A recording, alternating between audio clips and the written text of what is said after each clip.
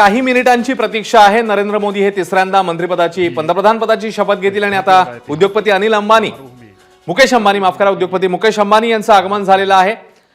अनेक महत्त्वाचे नेते, मंत्री, उद्योगपती हे सगळे तिकडे पोहोचतात, अभिनेते पोहोचतात, नेते पोहोचतात।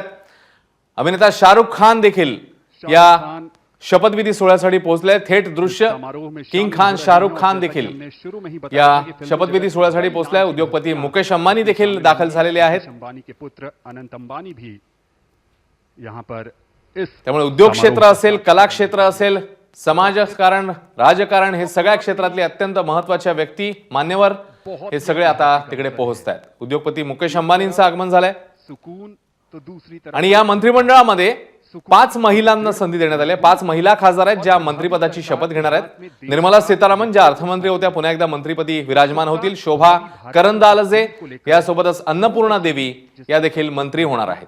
उन्नति और तरक्की हो। याशिवाय अनुप्रिया पटेल या मंत्रिपदी विराजमान होतील आणि महाराष्ट्रातनं रक्षा खडसे प्रथमच मंत्रिपद त्यांना मिळते, त्या देखील मंत्रिपदाची शपथ घेतील।